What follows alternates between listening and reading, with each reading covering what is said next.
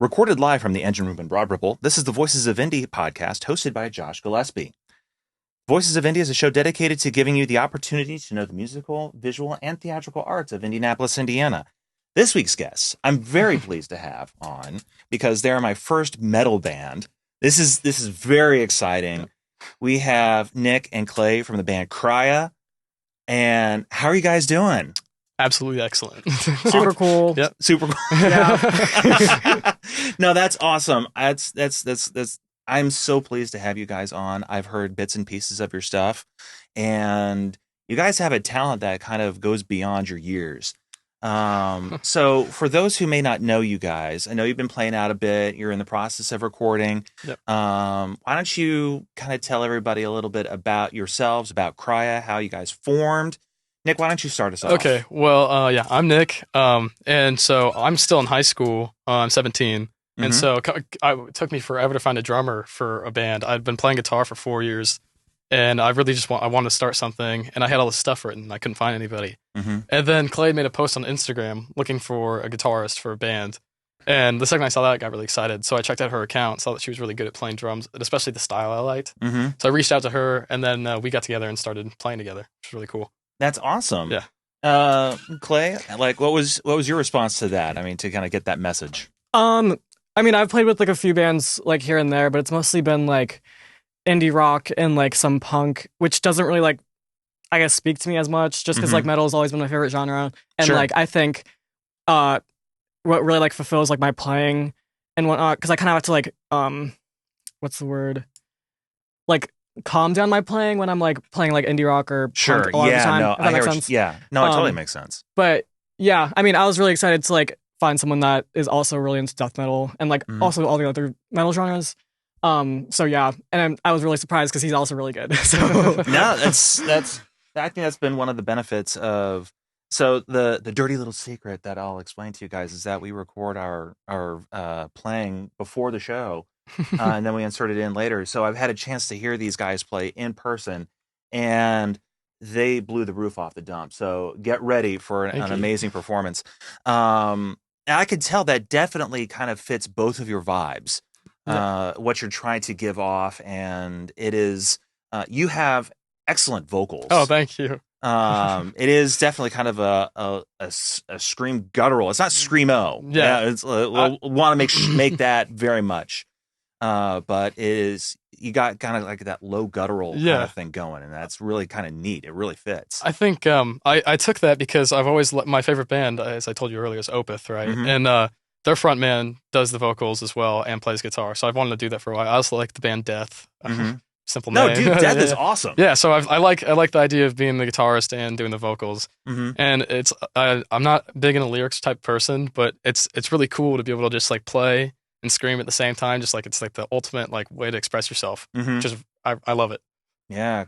Clay, do you ever get a chance to sing, or are you just back there on the drums playing? definitely just back there. Okay. Yeah, I cannot. I've like tried like a couple years ago, but no, it's not. I'm not good at metal vocals. Yeah. How long have you been playing? 3 years and like 2 months, I think. Wow. Yeah. And I'm honestly going to say for someone who's only been playing for that short a time, you are amazing. Thank you for what you're able to accomplish. I whoop, it's a kid's school. Anyway, no, that I'm blown away by your ability, and you really complement each other. Both of you complement each other very well as musicians. How long have you been playing together? Since December, maybe. Not December. Oh, really? It was definitely like January or February. Maybe. Oh, yeah, March. that would make more sense. Yeah, like that around that time. So, like 6 months. Yeah, 6-7 months, Yeah. maybe. For that short amount of time, you guys are pretty tight. Yeah, I think so. How often are you practicing? I mean, we used to like once a week, and now it's just kind of like whenever we feel like it. Yeah, because now we hang out a lot. Because Yeah. we're like good friends after just being bandmates. So now it's like we'll be over there, and whenever we get the chance, we at least play for like an hour if we can. That's awesome. Yeah. So I mean, essentially, you're practicing multiple times a week is what it comes down definitely. to, and then you're really honing your skills together as bandmates. Yes. Yeah, for sure. I noticed that you're without a bass player. Yes. how do you go about that? Are you searching for a bass player, or how's that? Are you wanting to be a two-piece? Well, we kind of won't like the two-piece thing. Yeah.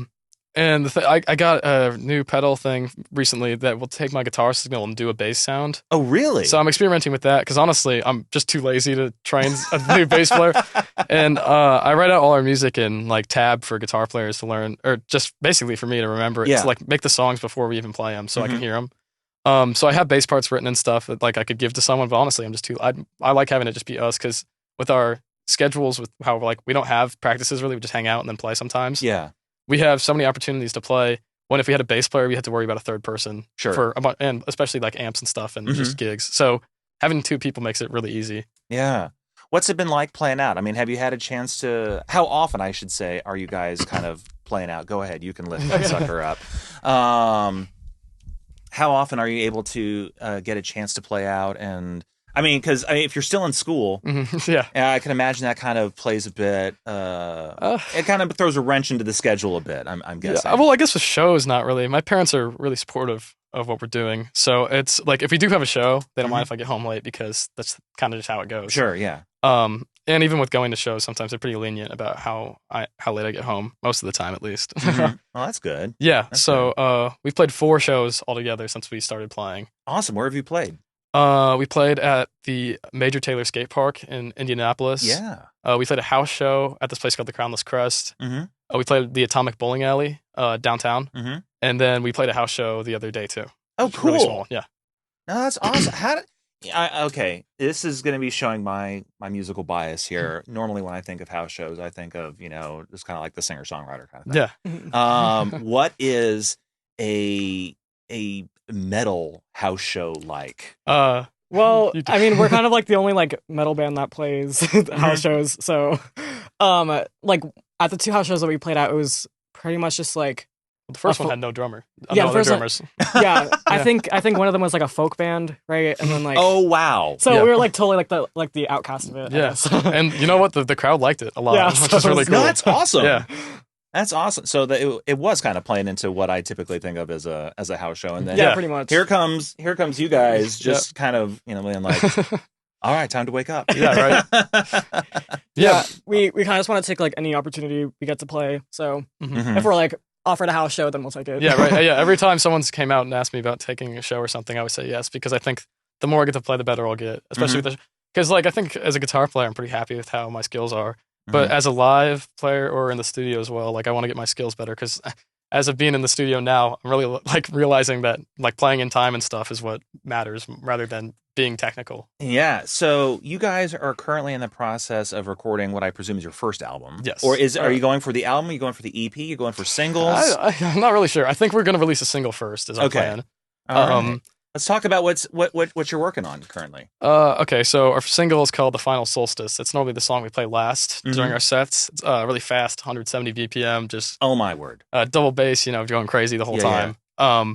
It's a longer song too, at least for us. It's like 5 minutes long. Okay. Yeah, so I'm really excited to have it come out. And also it's like I wrote that 2 years ago. So it's cool to finally have it come to fruition, Yeah.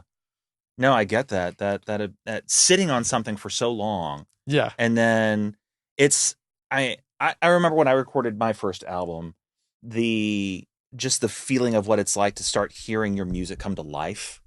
And whether it's with another musician or whether it's through the engineering and production process, you can hear it. It's like, this is what it's supposed to sound like. Right. It's so cool. I've had this vision in my head. I've been playing in my bedroom for so long that, you start thinking to yourself, this is what it's supposed to sound like. But then once you get someone like Anthony, because you guys are recording at the Engine Room. Yep.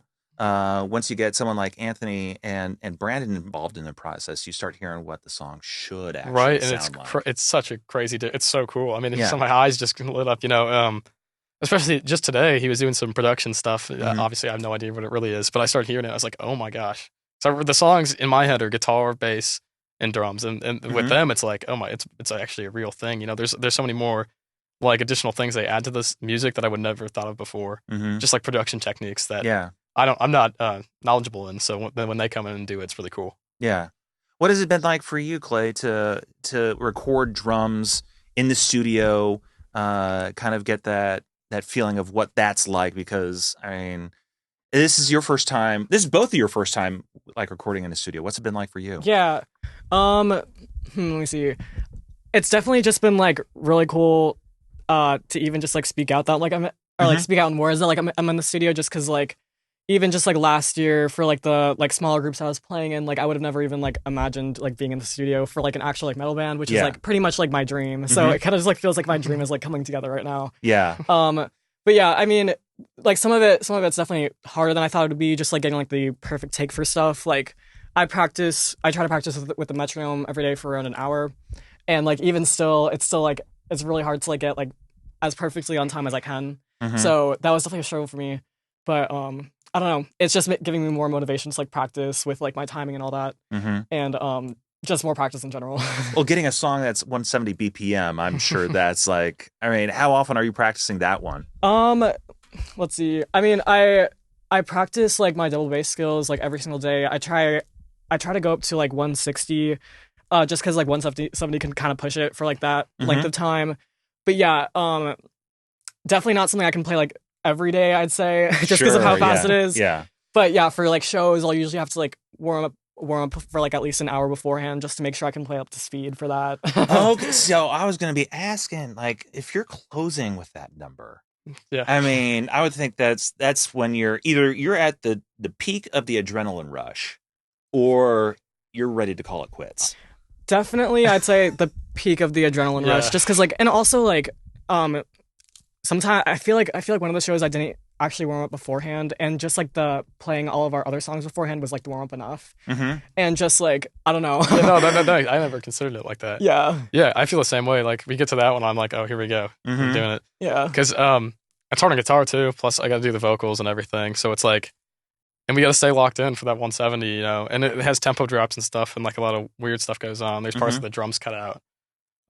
It's not like it's a complicated song, but it's more of just like a workout. It's kind of what it feels like. But I think it's our best song, so it's cool to play that last. I like closing with it, and normally it seems like the audience enjoys that the most out of all our songs. Well, it's nice to know that you have a closer, like one that you can go right, to. Yeah, well, I think the title fits it. You know, it's called The Final Solstice, so it's a good, like, you know, end all. Yeah, it's the end of the show. Yeah, is the final solstice. That's awesome. So when do you think that should be coming out? Are we looking sometime like we're here in October, so like sometime in sometime in October for sure. Okay. Probably maybe at most a week, 2 from now. I would cool. assume so. Yeah, that is awesome. Yeah, that is awesome. So what kind of got you guys into metal? I have to be honest. So I have a couple of teenagers at home, 3 teenagers to be in fact. And you know, I got a 17, 16 and a 14-year-old, and they all listen to different types of music. But probably the one that comes closest to metal is my gamer son. Like he loves metal soundtracks to a lot of games. Yeah. But it's like, I don't, this is where I'm going to show my age, and I apologize for that right ahead. I guess I just don't, you know, I feel like bands in general aren't necessarily connecting as much with the youth. Wow, that really made me sound good. I apologize. Yeah. The youth. But it doesn't really sound like, I don't know, you know, it feels like there are a lot of solo artists, a lot of, you know, just, you know, poppy kind of stuff. I agree with that for sure. Yeah. So what drew you guys into metal, and the decision to pursue this kind of music? Do you want to go first? Yeah, I'll go first. Okay, so I got my first drum set when I was in like 7th grade because I listened to like a lot of like alternative rock. Yeah. But yeah, so it totally didn't work out. So I was like, okay, drumming is not for me. And then when I moved here when I was a freshman in high school, that's kind of when I started listening to, I'd say, Metallica and Slipknot and Iron Maiden, so like all like the basics, like the entry level stuff. Yeah. And yeah, so I was about to like give away my drum set because like I never and then this was like very much into my Metallica phase. I was listening to Sad But True by them. Yeah. I thought like the drums just like sounded like really fun to play, so I went on my drum kit, and it's like a very simple like classic rock beat. Yeah, So Lars. yeah. God bless Lars. He's not very hard. Yeah, that's you true. know. But yeah, I sat down with that, and I played it, and it felt like so awesome. So Mhm. I decided not to sell my kit, and I started playing like this was when like COVID started. So I played like 3 hours every day ish. Then I really sucked like the first year, but yeah, I'd say drumming honestly is what got me into metal the most, because I probably wouldn't have kept listening to that or like gone further than just like classic metal. Definitely would not have gone into death metal without playing drums, I'd say. Sure. So yeah, I guess that was definitely it. Do either of you guys, and I only ask this just because, again, I'm old. Do you has prog metal ever been kind of okay? It's either yes, or you're like, why would you even ask that? That's a dumb question. No, it's really prog metal is kind of a thing for That's you guys. definitely his question. That is my favorite. All right. Yeah. I guess I don't know. I guess start with metal in general. Sure. Go ahead. So Yeah. I remember walking to lunch one day, and my friend Connor back in 7th grade was wearing a Metallica shirt. Mm-hmm. And so I went home and I put it on my Alexa. I'd asked Alexa to play Metallica when I was going to sleep. And I heard For Whom the Bell Tolls, that bass line. And I thought it was on guitar, but I was like, oh man, that's the coolest thing ever. Yeah. And then I heard Enter Sandman, and I was like, oh, I've heard that they did this song? Yeah. I didn't know that was them. So that was kind of like a good gateway into it for me. And then I started getting into the screaming stuff, eventually just as things go. And then I remember hearing like Cannibal Corpse, like, just most basic death metal band. But I remember thinking, I was like, oh, the groove's there. That's what got me into it. Sure. Because I'm not a fan of blast beats or anything, really. We try to stray away from that in our music. As fast as the songs are, at least we try to keep the groove there. Yeah. But yeah, so that's what got me into it, was really the groove of stuff like that. And then once I got into prog metal, right, which is my favorite genre of all time, I love prog rock too. And I just became like a total time signature head. That's all right? Well, I was going to say, it's like, so you mentioned that kind of like the time changed a bit in the Final Solstice. Yeah. Like, and that sort of got me going. I mean, that automatically fuels the whole prog thing. Oh yeah. Do you do a lot of time signature changes in your music, or is it something that you want to do in the future? Yeah. Or, like you're working towards? I think. Sorry, I didn't mean to cut you off. No, but it's like no.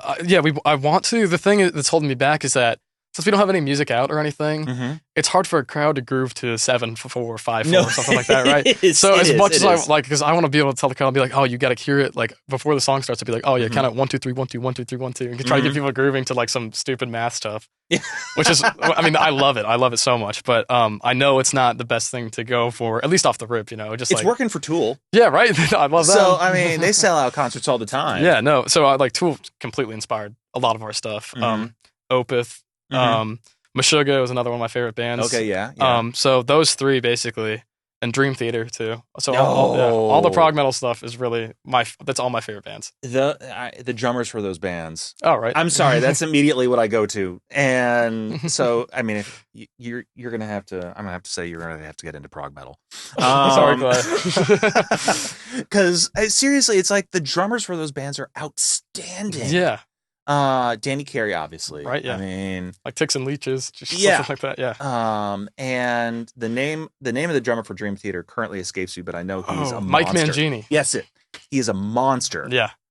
And so that's I mean, so I grew up listening to Rush. My brother raised me on Rush. So I love some good old math rock. Yeah. And he was a drummer. Is a drummer. He has his own drum company.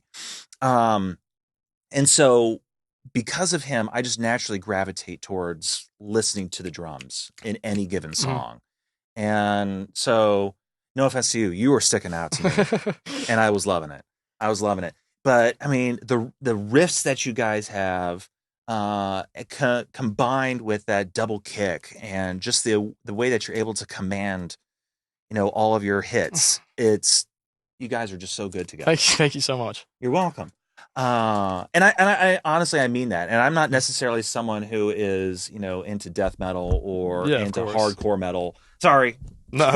got the core in there. But who's in, I love Metallica. Don't get me wrong. Yep. But that's probably about as hard as I'm getting. Yeah. I think that's totally fair. I understand. Like, I thought the harsh vocals were stupid at first. Well, I don't think it's stupid. No, I don't think it's stupid at all. I mean, there are some just fantastic bands that like scream their heads off, and you're just like, this is amazing. But that's probably not what I'm listening to most of the time. Yeah, of course. And even if I'm listening to Metallica, typically I'm probably listening. No, I'm on Injustice for All or Master of Puppets. Ride the Lightning. I love the old stuff. I love, even though Lars is pretty basic. I don't know. That's just the grooves that they had, the bass lines that they had. Bill Burton was amazing. They did Jason Newsted wrong on Injustice for All, but I don't consider them sellouts at the same time. Oh no, me neither. But I have to admit, when their album, it currently is, the name of it currently escapes me, but it has the coffin on the cover. Death Magnetic. Death Magnetic. Yeah. When that came out, I was like, oh, hello, 1980s Metallica. Yeah, they changed back. Yeah. And I really dug that album. Yeah, I thought it was good too. Yeah, your guys' parents are very supportive of this. Yeah, mine definitely are. Like, for shows and going to shows, they've always just like let me stay out as long as I want, and they very much like try to like move their schedules around for when I have to have like my daily drum practice, which I appreciate a lot. Because my dad works from home, so it's like really hard. yes. So he's either like doing that or like sleeping after. So it is kind of hard to like get that in between. But they are very like supportive and like fine with like moving around their schedule just because like they know how important it is to me. So yeah, I'd say they're really supportive, and like even like my dad I guess like found like Metallica more listenable after like I started getting into metal. Yeah. And then like my mom, this was when I first started getting into like double bass and like death metal. My favorite band was Cradle of Filth, and my mom got so huge into them just because like she saw how much I liked it. So like we made like a road trip to Detroit, I think, to see them together. But yeah, that was definitely really fun. Wow. I honestly can't see parents getting into Cradle of Filth at all. Yeah, right. But the fact that she did, that is so cool, and would go to a concert with you. Yeah. I mean, that is, I hate to make this kind of analogy, but I feel like their support for you guys in this realm is kind of like, I don't know, the suburban sports parents. Yeah. Like this is right. Their sports for you guys. Yeah. Like they're willing to, do they go to your shows at all? Yeah.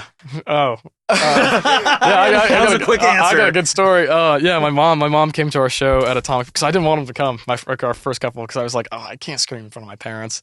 Like sometimes they hear me do it in my room and stuff, but I try to do it in my car. Yeah. Whenever I'm not around them.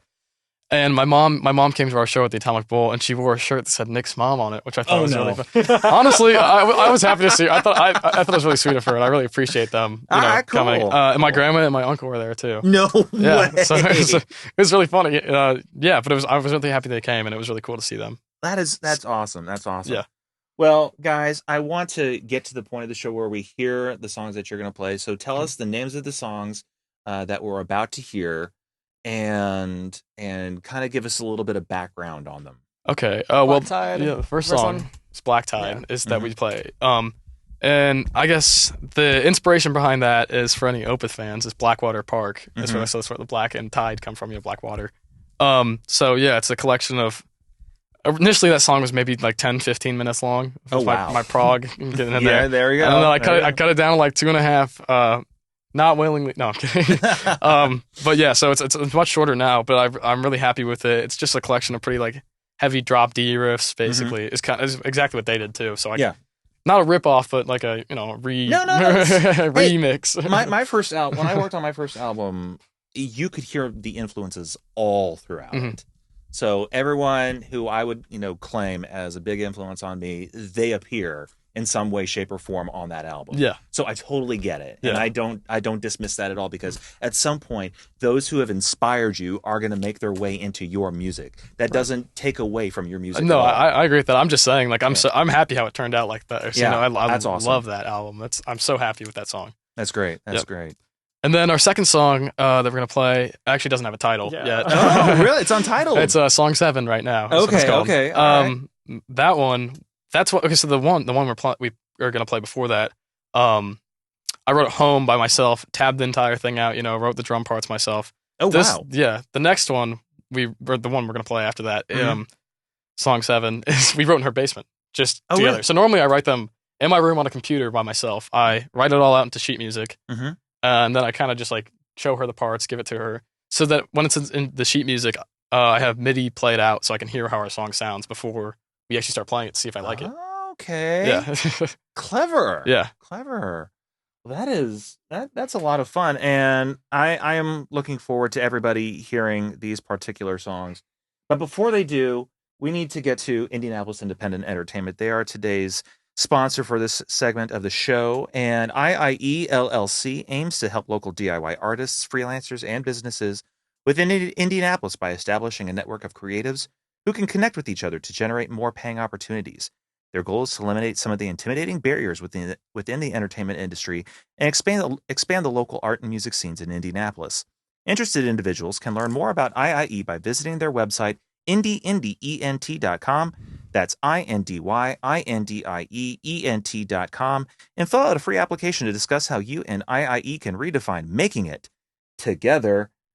And we will be right back after hearing some fantastic, just blow the roof off your mind songs. We'll be right back. Thank you.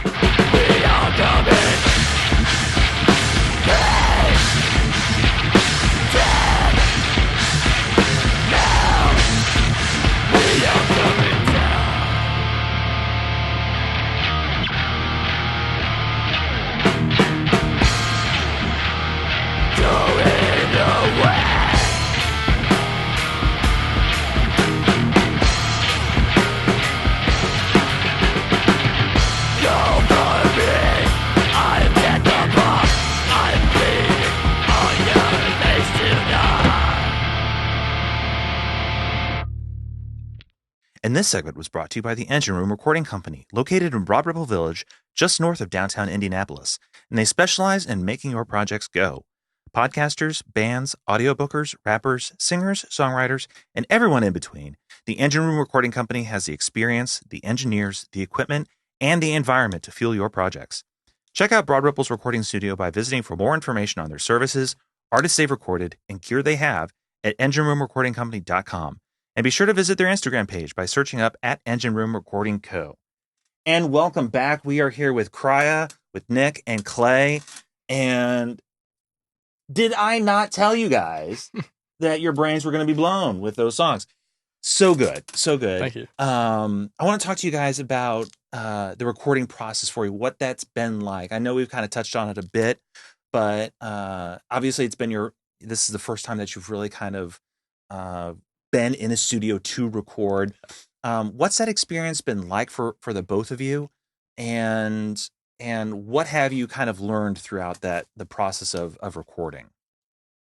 Well, I guess for me, it's way different than trying to record in my bedroom. Mm-hmm. It's because originally I didn't want to spend money on a studio or anything, and I kind of want to just get like scratch demo out there, just because we play live, so I want people to know the songs, but I wasn't so concerned about the sound. But then I realized, if this is going to become a thing, I might as well just go to the studio and crank it out, because I tried it at home, and I'm not knowledgeable enough to get my sound good. I use the same like interface and stuff as Anthony. I cannot get the same results. Not even close. No. And then it was also the main reason was drums. Like I was not going to record her kit. Yeah. There's no way I was going to figure that out. And your E kit couldn't like pick up the double bass. So. Yeah, because I have an electronic kit. That is a huge part of the songs. Yeah, no, that is. So yeah, I'm really happy that we decided to come here to do this, and the process has been going way faster than I thought it'd be actually. Oh, really? Yeah. But just playing to a click is really gets me. It's so exact, and I want to play it right, But yeah, it's fun. It's a good challenge rather than just playing in my room and I can mess it up as much as I want. Sure. I gotta get good. No, you definitely got to get good. If you don't play it perfectly, then you start over again. Yeah. Clay, what's it been like for you? I'd say pretty much the same, just with like the click track part. I don't know, because I put aside a lot of time to practice that, but even I guess just like having the pressure of wanting to get like the absolute perfect take can I guess like mess me up a bit. So I found that like my better takes were actually like my first ones when I come down, just because I feel more confident. So I'm kind of trying to get like that in between where like I'm able to play with the click track like more exact, but also like with the confidence, because like that makes my playing sound better. But yeah, I mean, besides that, it's just like really cool to hear like a good production sound of like drum parts that I wrote. Like I never thought I'd be able to hear that. It's really cool. Yeah. What made you guys choose the Engine Room Recording Company? I guess we had a friend who had recorded here before, and she plays in Kriah, and she was friends with Anthony because they had recorded here. Okay. So then we decided to record here. So she basically just showed us here. All right. Yeah. Very cool. Word of mouth. Yeah. Nice. So you said that you've been moving fairly quickly in the recording process. What's that? I mean, is that encouraging? Like, do you feel like, like things are going smoothly to the point where it's like, this is really becoming something? Yeah, I think so. Especially hearing like some things already mixed, So, the only thing that really is holding us back right now is lyrics. I have to write lyrics. Because I'm not a lyrics person, and also I really don't like the death metal lyric tropes and cliches. Really? I'm not. I can't stand it at all. Interesting.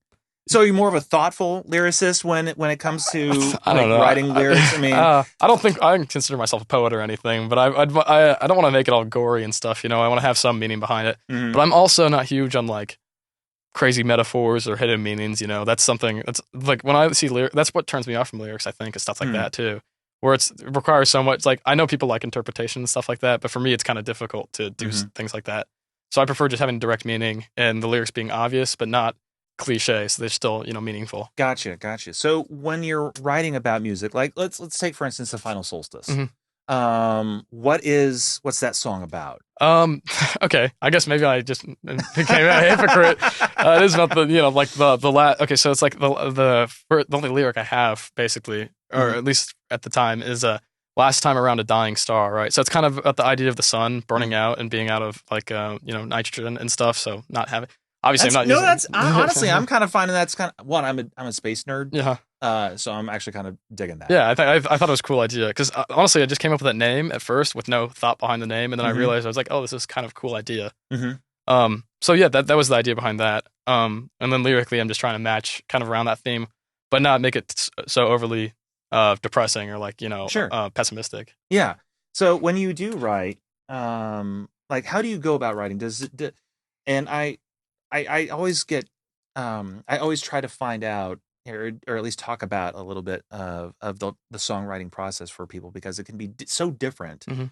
And I know it's different for me, but like so for me it's usually the music's coming first than the lyrics. Like, Mhm.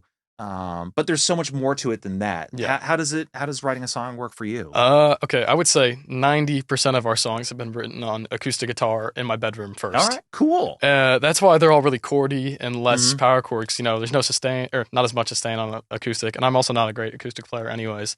But ever since starting the band, and I leave my amp at Clay's house, so it's more that I'm just using the acoustic guitar in my room because I'm too lazy to bring an electric guitar back and forth. But so since I like all those prog metal bands though that switched to using acoustic guitars, transitions. I don't know what word to use really, but like putting it onto an electric guitar makes it sounds great. And I love the sound. I think it's much more unique than just like dum dum dum, just slamming on power chords. Yeah. Which is what I try to stay away from, just to make the writing more interesting. And then lyrics is just I don't know if I can. It's more about the timing, so I can like scream it and play guitar at the same time. That's what holds me back is really because like I can't just do like some weird rhythm on top of what I'm playing. It has to because my hands get all messed up if I try to play. I've tried to play Metallica songs and sing to them, and I just can't because the way he did his vocal parts, it messes me up because the rhythm is so different. Interesting. Yeah, no, I totally understand that. So I'm in a totally out of the metal world realm. I'm a huge REM fan. And the way that Michael Stipe sings, it's hard to play and sing some of his songs at the same time because he will just kind of go. There'll be an established rhythm, and it'll be like, screw that. Yeah, I'm not going to sing to that rhythm. I'm going to do something completely different. And to try to sing his rhythm on top of what is not an impossible beat, but he just throws in something that is like, I wasn't expecting that. Like you came in a beat or two later than I expected. Usually it's a single beat. So, I mean, it's not like I'd be right on it, but I'm off by one. It can't even be off by two. He just has this knack for not singing on rhythm, but it sounds perfectly fine. Yeah. It's beautiful. He has what I call a delightfully melancholy voice. Oh. But so all that is to say is I understand what you're saying. Yeah. Yeah. What's it been like as you guys have been playing together, as you've been playing out? What's it been like for you integrating into the metal scene here in Indianapolis? I was definitely his introduction to like the metal scene, I think. Yeah. I think, let's see.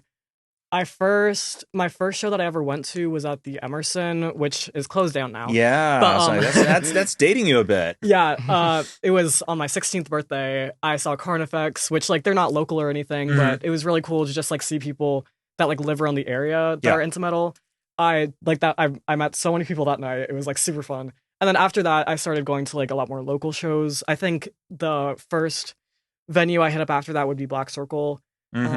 Can't totally remember what would have been like the first band that I've seen there, but yeah, just definitely after that like first concert I went to, I just like wanted like more and more and more of it because it was like literally like the best night of my life. Wow, that's cool. Yeah. Then ever since then, I started hitting up Black Circle, I'd say, which isn't really like the crowd like not really my age range. So I kind of switched to some hardcore shows instead, which like I guess gather a lot more people around like my age, like teen years. And then I guess I made like a few friends there, and then like I met Nick, and I started bringing the shows with me. I brought you to Black Circle the first time, I think. Yeah. Can't even remember the bands. Probably I think Flesher was playing. Oh, they did. Flesher was playing. Yeah, that's like our favorite like death metal band here. Nice. But yeah, and then ever since then he's pretty much like came to every single show with me.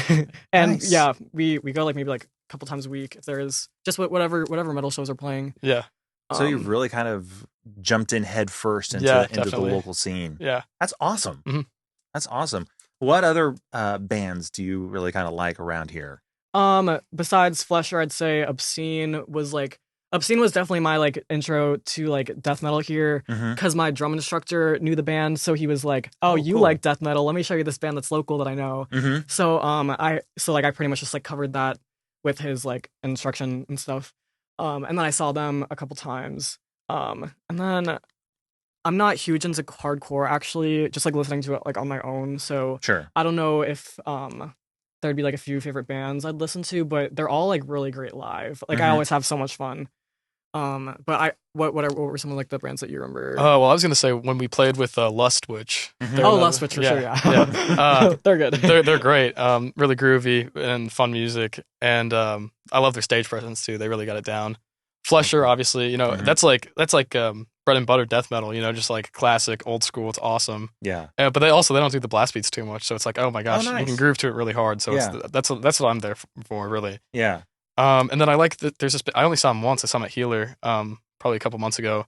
They're called Confined. They're a hardcore band, which is a genre I'm not super into, Mm-hmm. but I loved them. They were awesome. I can't wait to see cool. them again. Yeah. Very cool. So, I mean, have you been generally impressed with what you've seen here in Indianapolis? Yeah. For sure. Yeah. I mean, everyone's just like so nice too. Like all the drummers that I've Yeah. met, they're like very like encouraging, Mm-hmm. and like I don't know, I guess just like will compliment like my drumming a lot, and obviously I do the same. Sure. And it's just like, I don't know, they're all like really great people, and it's really cool to like meet people that have been playing for like a lot longer than me, but like still in like the same genre Mhm. and whatnot. But yeah, I don't know, really all just like really cool people. That's awesome. Yeah. That's awesome to hear that kind of experience, especially for, like, I believe if maybe you weren't insinuating this, maybe I want to make sure that I got it right, but like it seems like the metal scene is a little bit older than you guys. Yeah, for sure. Yeah. Okay, so I mean, I guess to kind of embrace you the way that they have, and for you to embrace them, I mean, that's really kind of neat. Yeah, Yeah, it's for sure. super cool. Yeah, I mean, are they impressed that there are a couple of teenagers here who can like hang with the rest of the crowd? Yeah, well, I feel like everyone always asks me at least like, how old are you? Because they're like, because they can't, and then I tell them I'm still in high school or something. They're like, Mhm. oh my god, you wouldn't believe that. Like I'm 17. Yeah, a lot of the people I've met, they were just like, oh, like they would tell me like how they wish they were like going to shows like at my age and stuff, Mhm. which I've been going to since I was 16, so I guess around that age. But yeah, I don't know. they're just really cool to talk to. That's awesome. Yeah. That's awesome. I've heard great things about the metal scene in Indianapolis. Yeah, Like it's it's really a very good. strong, very vibrant scene. Mhm. Even if it is a little older, but it's very strong, very vibrant, and that's just so cool that you guys are able to kind of integrate yourselves into that, and that they're willing to accept, you guys and your music. And Yeah. now, how often are you looking to play, and where are you looking to play as the months go on, as the songs start coming out and being released, and what's the goal here for Kriah? I'd love to play at Black Circle, just since that was Yeah. like my first like local venue I ever went to. Mm-hmm. And then obviously like the more DIY venues like Healer and Longshot and those ones, I'm really interested in playing in. But yeah, small venues like really speak to me more. Yes. Yeah, I was gonna say the same thing pretty much, but like for like the amount of like the frequency of shows, I like if it's up to me, I'd be doing like 2-3 a week if I Yeah. could. Oh, that'd be cool. Like yeah. the more I can play, the better. Is kind of Mhm. my like as I said, every time I get an opportunity, I try to take it Yeah. with the shows. So yeah, I mean, but those places you mentioned are great. The Hoosier Dome too. Would be cool. Oh, yeah, for sure. Yeah, Yeah. that was also a great concert. Yeah. there. So yeah, just any of these local DIY venues. Nothing big yet or anything. I want to like really hone my craft for. Sure. But I think especially with like I can't wait to have the music out because people after our shows are always asking if we have CDs and stuff, and I tell them no, and I'm like, oh man, I wish I could show you something. So now that we're getting close to that point, it's really nice. That's awesome. Yeah. That's awesome. Well, we've come to the point of the show where I ask you guys the same thing that I ask everybody else. Is there anything that we've missed that you feel like you want to get out there and say to the people who are watching about Kriah, where they can find you, that kind of stuff? I don't know really. I mean, obviously Indianapolis where we Yeah. play. And just that we really appreciate all the support we've been getting, and it's super cool that the scene is thriving and like getting booked and stuff. I would have never imagined I was actually going to be playing shows at 17. So yeah, That's I don't know. awesome. I'm really happy, and I'm thankful for the community that we have. Very cool. Very cool. Same here. Obviously. And be on the lookout for their brand new single. It'll be out shortly, called The Final Solstice. Yep. That's the first song you guys are releasing, right? Yes. All right. And again, just one last, I think we touched on this earlier. Are you kind of going for like the single drops, or are you working on an album? Working on an album. Okay. Just a single we've got to get something out. No, you did. No, I totally get that. Totally get that. All right, cool. Man, it has been such an honor to have you guys on the show and to learn more about the metal scene here in Indianapolis, learn more about you guys and how you've been able to thrive. And to be able to have the performance that we did again, it's been exciting to have my first true metal band on the show. We're branching out. Yep. It's exciting times. So thank you, thank you, Nick. Thank you, Clay, for being on the show this week. It's been wonderful having you, and we'll be back again next week. Stick around for more from Voices of Indy. Until then, we'll see you guys again next week. Bye.